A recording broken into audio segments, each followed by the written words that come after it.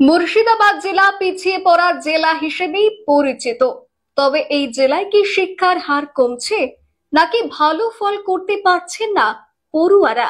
পরপর 3 বছর মাধ্যমিক পরীক্ষার মেধা তালিকায় নেই মুর্শিদাবাদ জেলার কোনো পরীক্ষার্থী।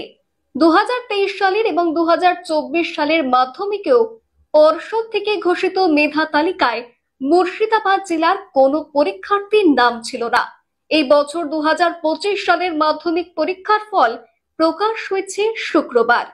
সেই মেধা তালিকাতেও মুর্শিদাবাদ জেলার কোনো পড়ুয়ার নাম নেই।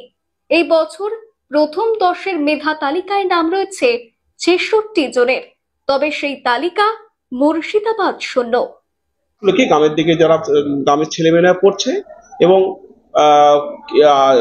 যেগুলো ধরুন আরো প্রত্যন্ত এলাকার ছেলে মেয়ে তারা কি করছে, বেশিরভাগই পরিযায়ী শ্রমিক, তারা বাইরে চলে যাচ্ছে। মানে আর্থিক একটা অনটন, মানে সংসারের যে একটা সাপোর্ট করতে হবে সেটা প্রত্যেক মানে কোথাও চাকরি বাকরি সেভাবে তো রিক্রুটমেন্ট অনেকদিন হয়নি, বা যে বিভিন্ন ডিপার্টমেন্টে চাকরি বাকরি কম, সেজন্য কি আগে আর্থিক দিকটা তারা সেভ করছে, সেজন্য কি তারা কি করছে, বাইরে চলে যাচ্ছে পরিযায়ী শ্রমিকরা। আর শহরাঞ্চলে মানে প্রপার টাউনে যেটা ট্রেনটা হয়েছে, বিভিন্ন স্কুলে শিক্ষক না থাকার জন্য বা অনেকদিন নিয়োগ যথা সংখ্যক যেটা থাকা প্রয়োজন সেটা নেই বলে তারা বেসরকারি স্কুলে ছেলেমেয়েদের ভর্তি করছে। মুর্শিদাবাদ জেলায় পাশের হার এবছর ৭৯.০২%। 2023-2024 সালের পর 2025 পরপর 3 বছর মাধ্যমিকের মেধা তালিকায় মুর্শিদাবাদ শূন্য কেন? এই ব্যর্থতার দায় কার? সরকারি স্কুলের পরিকাঠামোর অভাব, লাগাম ছাড়া ছুটি, নাকি বিষয় ভিত্তিক শিক্ষকের অভাব? প্রশ্ন উঠছে। এটা খুব দুর্ভাগ্যজনক, কিন্তু বিষয়টা হলো যে মুর্শিদাবাদ জেলা এমনিতেই আমরা বলি যে পিছিয়ে পড়া জেলা, এবং এক একটা স্কুলের ছাত্র সংখ্যা ৮,০০০, ৯,০০০, ১০,০০০ পর্যন্ত আছে, বা অত যদি নাও ধরি আমি ৩,০০০, ৪,০০০, ৫,০০০ প্রায় সকল স্কুলের ছাত্র সংখ্যা। এই পরিমাণ ছাত্র নিয়ে স্কুলে সুষ্ঠুভাবে লেখাপড়া তেমনভাবে সম্ভব হয় না। এছাড়াও এত সংখ্যক ছাত্র হলে উপস্থিতি কিন্তু সেইভাবে হচ্ছে না, যে কোনো কারণেই হোক আমরা পরীক্ষার ব্যবস্থা নিতে পারছি না। ক্লাস 10-এ বা 11-12-এ উপস্থিতির হার খুব সামান্য। গত 3 বছর আগে মাধ্যমিক ও উচ্চ মাধ্যমিকে সেরা 10 মেধা তালিকায় থাকতো মুর্শিদাবাদ।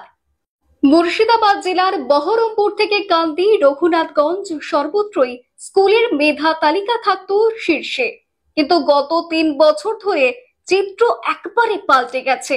এবছর মুর্শিদাবাদ জেলায় মোট পরীক্ষার্থীর সংখ্যা ছিল ৯৪,৪৪৮, যার মধ্যে ছাত্র সংখ্যা ছিল ৪১,৬৯৫, ছাত্রীর সংখ্যা ছিল ৫২,৭৫৩।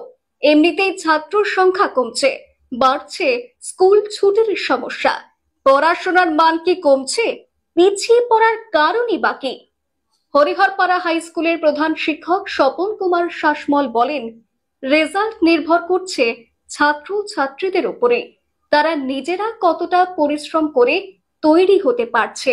জীবনের প্রথম বড় পরীক্ষায় চ্যালেঞ্জ উতরে যারা সফল হচ্ছে তারা সফলতা পাচ্ছে। মুর্শিদাবাদ জেলার ক্ষেত্রে নিজেদের হয়তো ত্রুটি বিচ্যুতি ঘাটতি থাকছে। আশাবাদী আগামী দিনে এই খরা কাটিয়ে উঠতে পারবো। এটা আমাদের সত্যি খারাপ লাগার একটা জায়গা।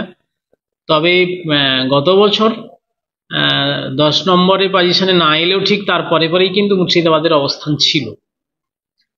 এখন রেজাল্টটা তো নির্ভর করছে মূলত ছাত্রছাত্রীদের উপরে, তারা নিজেরা কতটা পরিশ্রম করে তৈরি হতে পারছে। আর জীবনের একটা বড় পরীক্ষা, তো এটা ওদের কাছে জীবনের প্রথম বড় পরীক্ষা, বাইরে গিয়ে ওরা পরীক্ষা দিচ্ছে, এটা চ্যালেঞ্জ, স্বাভাবিক একটা পরীক্ষাও বলা যেতে পারে। সবটাকে উতরে নিয়েই যারা সফল হচ্ছে তারা সফলতা পাচ্ছে। গত 2 বছর মুর্শিদাবাদ জেলা সেই অর্থে সারা পশ্চিমবঙ্গে জুড়ে 1 থেকে 10-এর মধ্যে স্থান করতে পারেনি। সেখানে আমাদের হয়তো কিছু নিজস্ব ত্রুটি বিচ্যুতি ঘাটতি অবশ্যই থাকবে। মুর্শিদাবাদ থেকে কৌশিক অধিকারীর রিপোর্ট, লোকাল 18 বাংলা।